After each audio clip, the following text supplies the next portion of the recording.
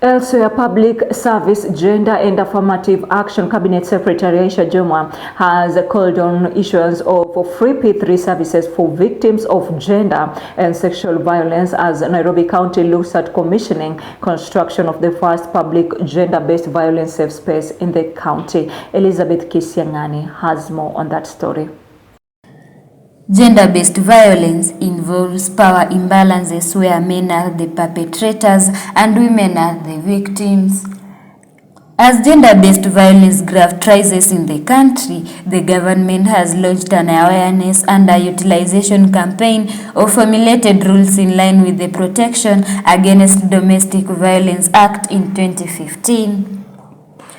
Speaking during the launch of the National Protection Against Domestic Violence rules that seeks to strengthen mechanisms in enhancing access to justice for victims of domestic violence, CS for Public Service, Gender and Affirmative Action, Aisha Jumwa said, there is needed to revise policies that are in place to make it easy for victims of domestic abuse get required services across counties. It is very sad that today a survivor is required to pay between 1,000 and 3,000 Kenya shillings to acquire a P3 form. I would request that this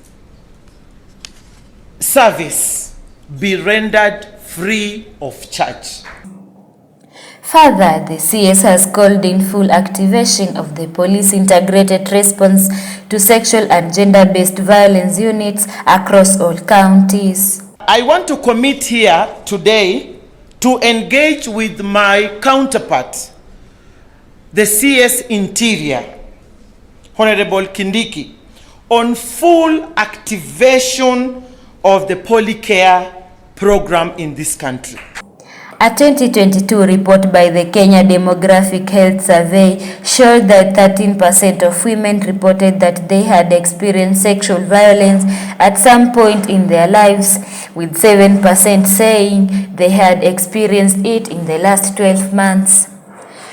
With counties such as Nairobi, Kisumu, Siaya, Meru, Nakuru, Machakos, Mombasa, Kisii, Trans Nzoia, Kakamega and Kiambu noted as hotspot counties, GBV community engagement and specialized as GBV courts have been set up where victims can easily access justice through community paralegals.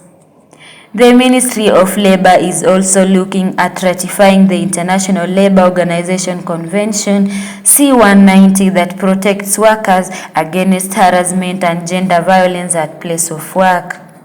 In addition, Nairobi County is set to put up a first ever public gender-based violence, a safe space that will be completed by 17 police stations that have GBV units, with 9 already having been commissioned. Reporting for Tandao TV News Outlook, I'm Elizabeth Kisiangani.